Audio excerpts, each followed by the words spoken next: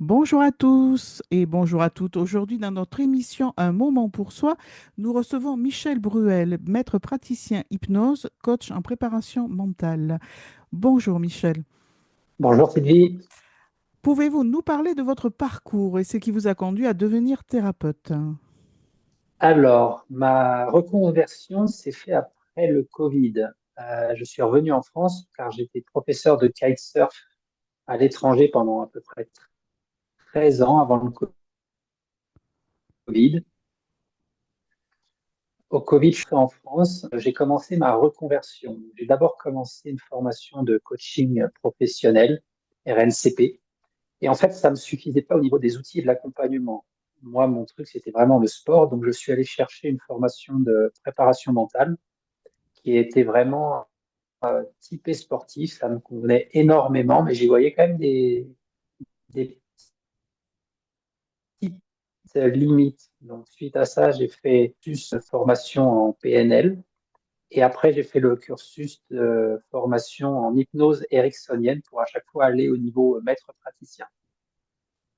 Et aujourd'hui, avec l'hypnose ericksonienne, je trouve que j'ai vraiment tous les outils nécessaires pour faire face à toutes les problématiques que peuvent m'annoncer les personnes qui viennent me voir, ce que je n'avais pas avant avec les autres formations que j'ai fait précédemment.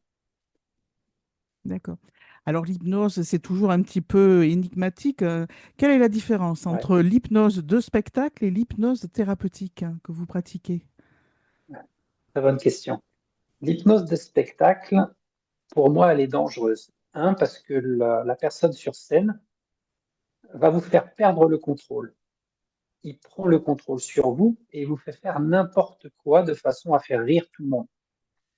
Donc ça veut dire que quelqu'un qui est réceptif et qui n'est pas sur scène va faire ce que l'hypnotiseur, entre guillemets, demande à la personne sur scène de faire. Donc il peut même hypnotiser plusieurs personnes dans la salle sans le vouloir. Il s'en fiche. De toute façon, il est là pour faire le show. L'hypnose thérapeutique et l'hypnose ericksonienne que moi je pratique, le patient ne perd pas le contrôle. Moi, je ne prends pas le contrôle sur la personne. C'est vraiment dans un but thérapeutique de façon à respecter la personne, d'amener la personne à faire les changements qui sont bons pour elle grâce à son inconscient. Moi, je ne lui impose rien.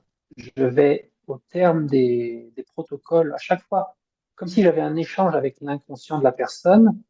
Et l'inconscient va pouvoir me répondre, on met des codes en place de façon à ce qu'il puisse répondre par oui, par non ou par je ne sais pas, j'ai besoin d'aide. En fonction des réponses, moi j'avance ou je travaille sur là où il y a un blocage. Cette hypnose ericksonienne est vraiment intéressante parce que, un, elle respecte la personne, mais elle ne dépend pas de l'intensité de la transe. Qu'une personne soit réceptive ou alors résistante, le principe de l'hypnose ericksonienne va quand même fonctionner parce que le dialogue qu'on effectue via cet inconscient est quand même enregistré par l'inconscient de la personne, donc il y aura un effet. Et j'ai déjà eu le cas plusieurs fois où les gens, à la fin de la séance, m'ont dit ça n'a absolument pas marché. Michel, tu as entendu du début à la fin. Et je souris intérieurement parce que je sais que entre ce qu'ils entendent et ce que moi j'ai dit, il y a toujours une différence. Mais dans les jours qui suivent, même les semaines qui suivent, ils reviennent me voir en me disant bah, finalement ça a marché parce que je sais plus comme avant. Donc voilà la différence principale. Le spectacle, vous perdez le contrôle. En hypnose thérapeutique, vous perdez pas le contrôle. D'accord. Et alors pour quelle problématique l'hypnose est-elle selon vous la plus efficace? Alors, avec le niveau maître praticien, je suis vraiment armé pour faire face à toutes les problématiques. Que ce soit, bon, les plus connus, on va dire, ça va être les addictions, les phobies, les traumas, évidemment, qui sont très intéressants de travailler en hypnose. Du fait qu'on ne revit pas en hypnose ericksonienne un trauma. C'est deux personnages qui sont nous à différentes époques, qui vont faire le travail pour nous, et la personne en fait est juste observateur de ces deux personnages qui sont elles à deux moments de sa vie. Il y a aussi toutes les douleurs chroniques, pardon, tous les liens de dépendance affective. Aujourd'hui, c'est une technique qui est très intéressante parce qu'on a de plus en plus de manipulateurs, pervers narcissiques qui sont dehors et cette technique convient parfaitement à ce genre de personnage. Évidemment, le stress. Aujourd'hui, beaucoup de personnes viennent me voir pour des problèmes de stress, d'anxiété. Euh, il y a aussi encore beaucoup de techniques, mais là, je crois on est sur les majeurs avec bien sûr des récupérations de ressources. Euh, je rejoins ce que disait Milton Erickson, qui est le créateur de l'hypnose ericksonienne. Il partait du principe que chaque personne a en lui toutes les ressources nécessaires à son bien-être. Et en fait, grâce à l'hypnose, on est capable d'aller récupérer une ressource. Alors peut-être que notre conscient nous a fait douter de ces ressources au fur et à mesure de notre vie, mais en tout cas, on les a à disposition et on les a eues mises en place à un moment de notre vie et il suffit juste de les réactiver de façon à pouvoir les réutiliser dès aujourd'hui. Donc voilà un peu le gros de l'hypnose ericksonienne. Bien sûr, en maître praticien, j'ai un choix de technique qui est quand même très conséquent et, euh, et je suis vraiment, on va dire, armé pour faire face à tout ce que peuvent me dire les gens. D'accord. Et quels sont les effets les plus surprenants ou puissants que vous avez observés en séance? Alors, ça a commencé dès ma formation. Je crois que c'était la deuxième ou troisième technique qu'on testait et on devait traiter ou travailler sur un comportement que la personne voulait changer. Alors, mon binôme m'a annoncé qu'elle avait un acouphène depuis 2 ans et qu'au niveau médical, il trouvait rien. Donc, je devais changer ce comportement avec la séance d'hypnose et mettre en application ce qu'on venait d'apprendre. À la fin de la séance, elle me dit que son inconscient lui avait donné une alternative qui allait être mise en place, qui était de faire du tai chi. Et elle me regarde en me disant, mais Michel, je ne sais pas ce que c'est que le tai chi. Alors, je lui explique, elle m'a dit, bah, clairement, à cause de mon acouphène, je ne peux pas avoir du sport comme ça parce que je perds l'équilibre. Bon. Et le lendemain, elle revient en formation, on se revoit, et là, elle me dit, l'acouphène, c'est fini.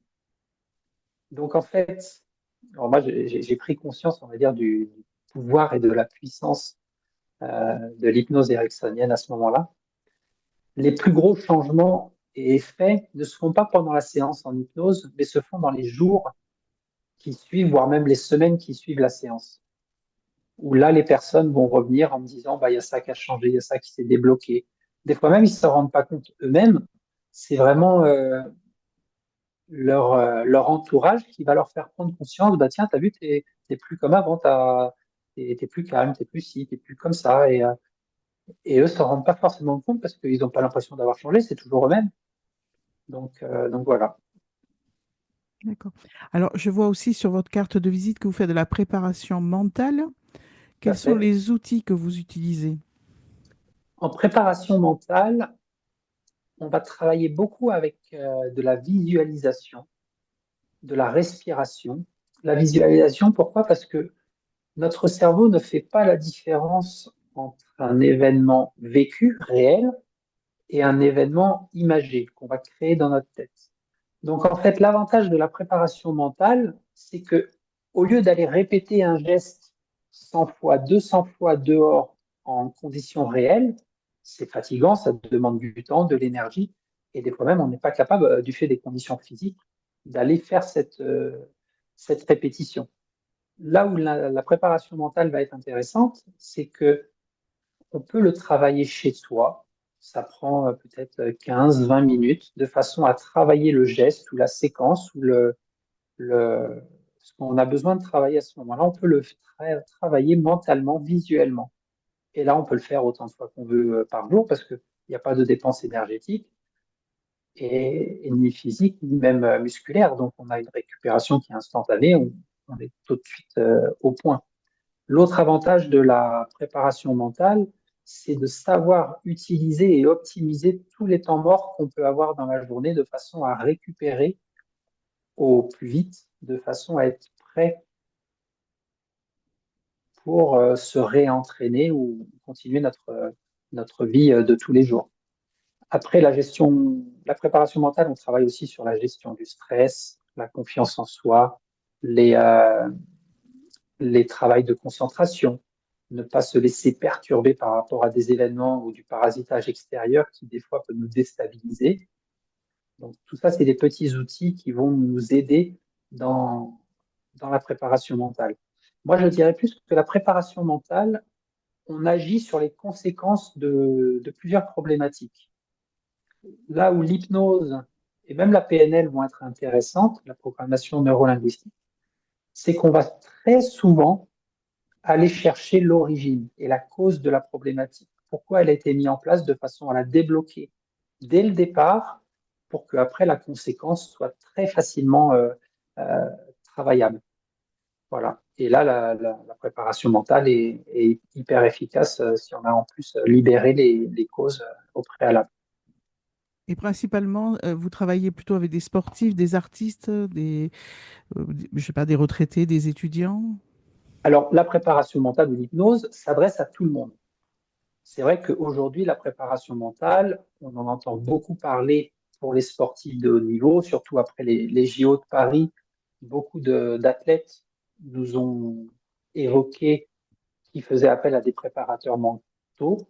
Et je trouve ça très bien parce que aujourd'hui, en France, on est beaucoup en retard par rapport à ça, comparé à beaucoup d'autres pays.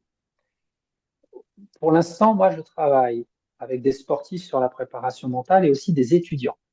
Pour moi, un sportif et un étudiant, c'est vraiment la même chose. Ils ont une phase de préparation, d'entraînement pour un objectif de compétition ou d'examen le jour J. Ils vont avoir le même stress qui peut monter, le même perte de confiance, problème de concentration.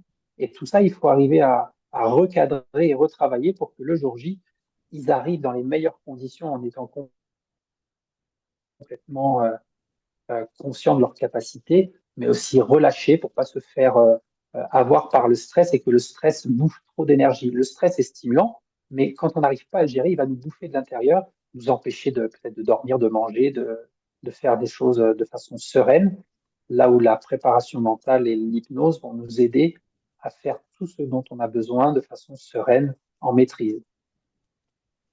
Comment vous pouvez mesurer les progrès justement d'un travail mental? Alors les progrès, je vais les mesurer avec le retour de la personne. Sur le moment, j'ai pas d'outil de mesure par rapport à ça, mais en dialoguant d'une séance à l'autre, ou à la deuxième séance ou la séance d'après, l'athlète, le sportif ou la personne que j'ai en face de moi va me dire ce qu'elle a ressenti, comment s'est passé son travail ou son sport en interséance. Et là, je vais percevoir au travers de ces mots, de son dialogue, l'évolution. Je peux aussi le percevoir au niveau physique. Je peux l'avoir plus détendu, plus calme, plus jovial. Il y a, il y a plein de petites choses aussi au niveau énergie que je vais arriver à déceler, mais ça va être après coup. Sur le moment, j'arrive pas à le percevoir, sauf son ressenti après avoir fait un travail de visualisation où là, très souvent, elle va me dire, OK, bah, grâce à cette visualisation, j'ai vu où étaient mes freins, j'ai vu où était mon blocage, j'ai réussi à le mettre en place différemment, je me sens beaucoup mieux maintenant, je peux attaquer le, le passage à l'activité en étant complètement serein parce que j'ai vu comment faire dans ma tête. Et combien de séances, par exemple, il faut, par exemple, pour quelqu'un qui voudrait arrêter de fumer? Alors, l'addiction, très bonne question. L'addiction, oui. Ouais. Toutes les addictions vont se travailler de la même façon, que ce soit la cigarette, le sucre ou des problèmes alimentaires. Euh, les tablettes et les écrans, ça aussi, ça peut être un sujet qui est de plus en plus récurrent aujourd'hui. Comment ça se passe? Pour moi, la façon dont je le travaille, les addictions, il y a toujours une phase de préparation avant de faire la séance d'arrêt. Pourquoi cette préparation?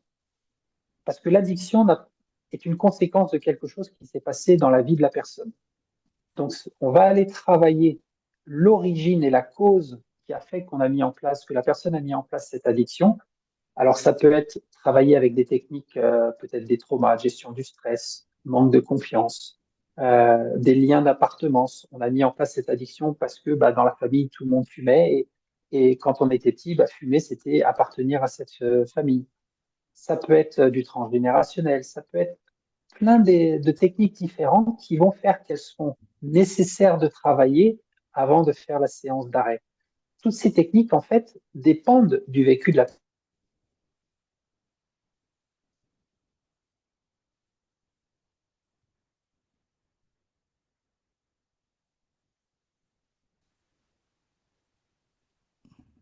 Alors, pour l'addiction, c'est une très bonne question. Je travaille de la façon suivante. Je trouve que c'est intéressant d'aller travailler et de faire une phase comme de préparation avant la séance d'arrêt. Dans cette phase de préparation, on va aller chercher et travailler la cause, l'origine qui a fait que la personne a mis en place cette addiction. Peut-être ça peut être des techniques de gestion du stress, de travail de trauma, du transgénérationnel, des liens d'appartenance. Étant donné que bah, peut-être la cigarette fait que pour la personne, c'était une façon de s'identifier à sa famille. Donc ça, on a besoin de le travailler. Peut-être la manque de confiance. Plein de petites choses qui font que l'addiction a été mise en place. Évidemment, chaque personne est différente, donc toutes ces techniques vont dépendre du vécu de la personne. Moi, je vais juste euh, chercher à comprendre qui elle est de façon à lui proposer le meilleur accompagnement qui lui conviendra de façon à répondre à toutes ces problématiques. Une fois que tout ça c'est fait, on peut faire la séance d'arrêt. Dans la séance d'arrêt, on va travailler le comportement qui a changé, c'est-à-dire si fumer, de façon à ce que l'inconscient mette en place des alternatives qui seront saines pour la personne. Après, on travaille sur les déclencheurs. Qu'est-ce qui fait qu'on a ce réflexe de cigarette? On va couper les déclencheurs qui sont reliés à la cigarette pour les relier aux alternatives nouvelles qui ont été trouvées juste avant. Et après, on a un conditionnement. On a toujours été conditionné comme si on marchait sur un chemin, de façon à aller au carrefour, au chemin de gauche avec la cigarette. Et bien là, à partir de maintenant, on ira sur le chemin de droite avec les nouvelles alternatives qui sont à notre disposition. Donc voilà un peu toute tout ce travail autour de l'addiction. Tu m'as demandé,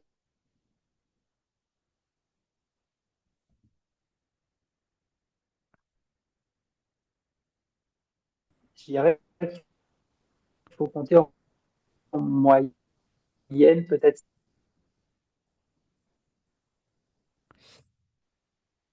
Alors, pour le nombre de séances, on est bien d'accord que ça va dépendre du noyau dur de cette phase de préparation qu'on a à faire chez la personne. D'une façon un peu globale, je dirais qu'on est sur ouais, on va dire 6 séances en moyenne pour travailler les addictions. Voilà. Les séances, elles doivent être espacées de combien de temps? Alors, j'aime bien espacer les séances d'au moins 15 jours. Les séances, en fait, c'est pas moi qui vais imposer à la personne le rythme. Moi, je demande juste que la séance, on respecte ces 15 jours.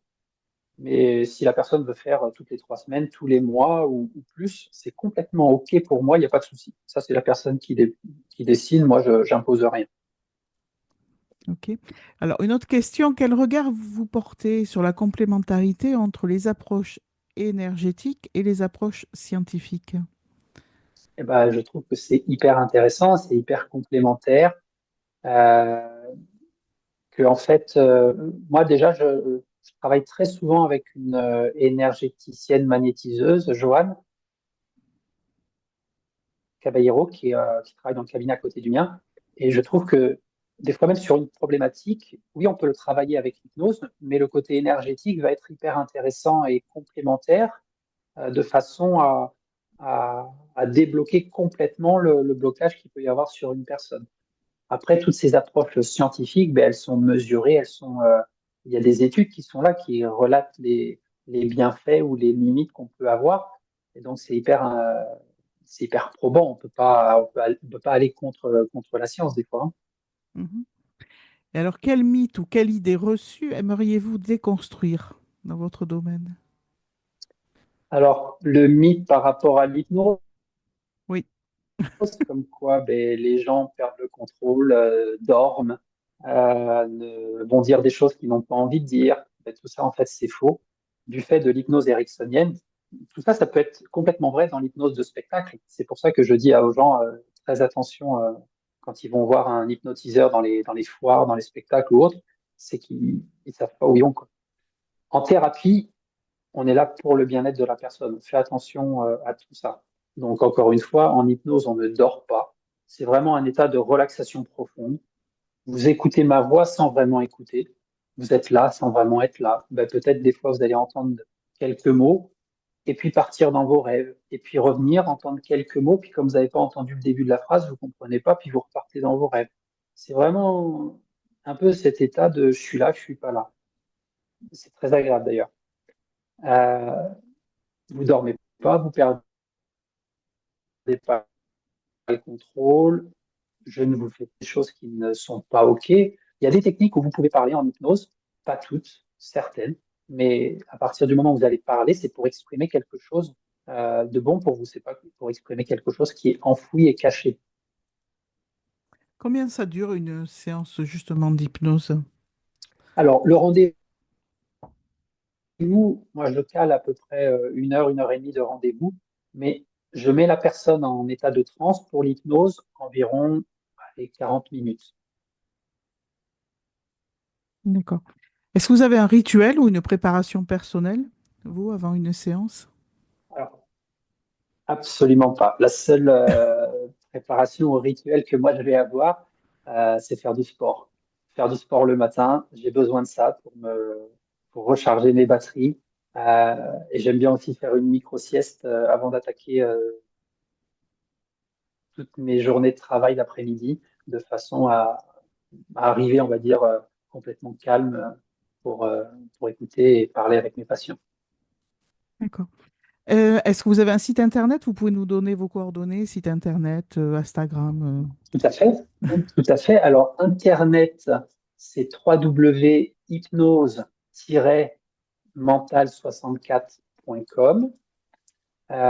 Sur le Instagram et Facebook, vous pouvez trouver ma page personnelle qui est michel.hypnose-mental. Ou mon téléphone, m'envoyer un message qui est au 07 67 42 39 39. Eh bien, écoutez, merci à vous, Michel, pour toutes ces informations. Mais Et de rien, merci surtout, à vous. voilà, et surtout, je dirais à nos auditeurs, n'oubliez pas, prenez soin de vous. C'est ça, important, tout à fait.